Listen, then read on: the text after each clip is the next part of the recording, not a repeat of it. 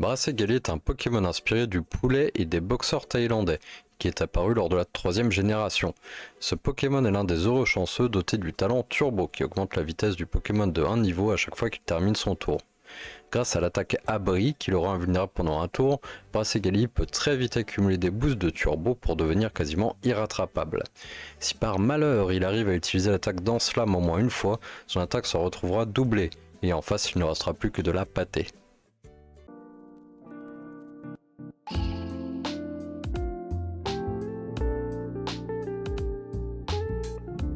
Bienvenue chez Cliff et les oiseaux, et aujourd'hui on se retrouve contre une équipe effrayante, tout à fait terrible, intimidante.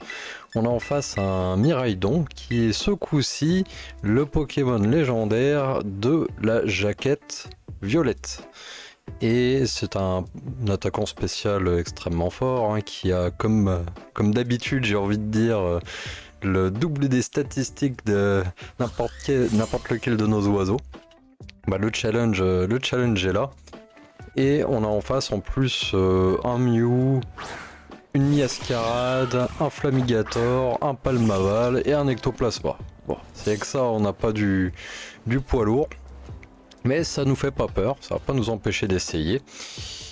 Et on commence directement par lancer l'attaque Piège Rock. En face, on a le Miascarade qui nous fait l'attaque Câlinerie, attaque de type fée et donc super efficace face à notre Lestonbec.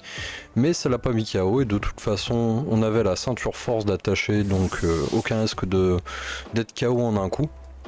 On a mis les pièges rock, mission accomplie et je me dis on va passer sur le Hermure. Pourquoi? Parce que de 1 il est physiquement défensif, de 2 il est de type acier, du coup il résiste câlinerie, de 3 il a le casque brut du coup qui fait des dégâts, des petits dégâts à l'attaquant si c'est un attaquant physique, ce qui était le cas, et de 4 c'est une super opportunité pour mettre les picots.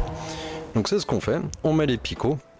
Et l'adversaire qui veut pas continuer à s'empaler contre notre Hermure, il passe sur un Flamigator. Flamigator, un attaquant spécial de type feu, forte chance que ça mette KO en un coup le Hermure. Je me dis, on va peut-être essayer d'en profiter pour mettre le Brassegali. Pourquoi le Brassegali? Le Brassegali a de fortes chances de survivre contre n'importe laquelle des attaques de type feu, et ça pourrait être une bonne opportunité de commencer à setup, de commencer à se faire des petits boosts et à attaquer le Pokémon en face. Parce qu'en face, c'est pas trop offensif. On est sur un Pokémon qui est vachement passif. Et là, il nous a fait l'attaque surchauffe. L'attaque surchauffe qui a baissé de 2 niveaux sur l'attaque spéciale. Donc là, on est sûr et certain que la prochaine attaque du Flamigator, elle peut pas mettre KO notre Brassegali. Donc on en profite, on fait attaque Danslame pour doubler notre attaque. Et l'adversaire qui renvoie dans sa Pokéball le Flamigator pour mettre le Palmaval qui est super efficace contre le Brassegali. Mais nous, comme on a passé un tour avec Brassegali, il a gagné un niveau de turbo. Donc on a plus 2 d'attaque et plus 1 de vitesse. Le Palmaval, il a pris des dégâts de piège rock et des dégâts de picot, donc il est déjà bien amoché. Et une attaque close combat, même si elle n'est pas super efficace, vu qu'on a plus 2 d'attaque, on arrive à le mettre KO. Et on se prend aucun dégât parce qu'on a attaqué en premier grâce à Turbo. Donc là on est super bien parti. L'adversaire il a perdu un Pokémon.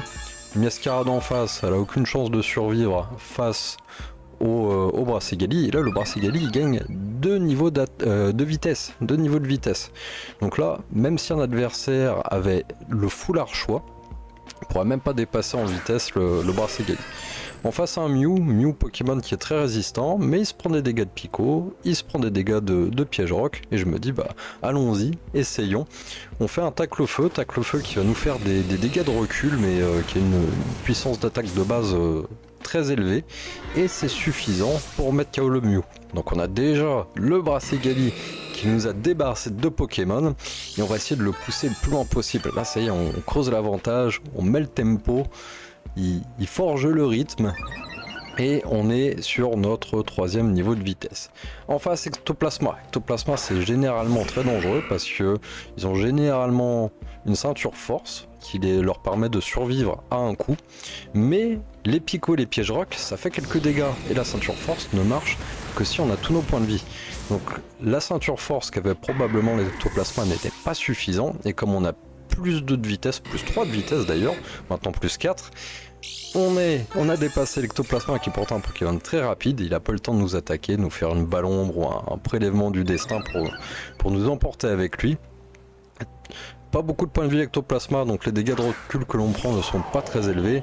Et là en face, on a le légendaire, arguablement je dirais, le deuxième ou le troisième Pokémon le plus fort du jeu, qui se prend de bons dégâts d'entrée grâce à nos pièges rock et pico comme d'habitude, et le close combat qui le met KO d'un coup grâce à nos plus 2 d'attaque et aux petits dégâts voilà, qu'on fait des dégâts au Miraidon. Donc là, bah, on est vraiment super bien. Il ne reste plus que la Miascarade et le Flamigator. Alors, qu'est-ce qui nous envoie en face? Sans doute la Mascarade. Non, le Flamigator. Je pense qu'il aurait dû l'envoyer en première, parce que c'est lui qui avait peut-être une chance au début de survivre au moins un coup. Et là, il se prend des dégâts de piège rock. À savoir que les dégâts de piège rock, ils font des dégâts en fonction de la résistance ou de la faiblesse au type roche. Et comme c'est un type feu, bah, il a pris le double de dégâts de piège rock.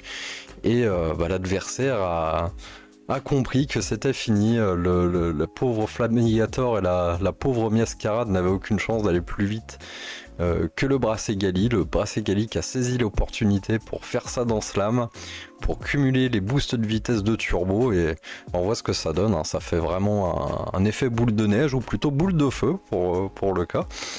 Et bah, c'était une victoire rapide et efficace, donc bah, bravo à l'adversaire quand même.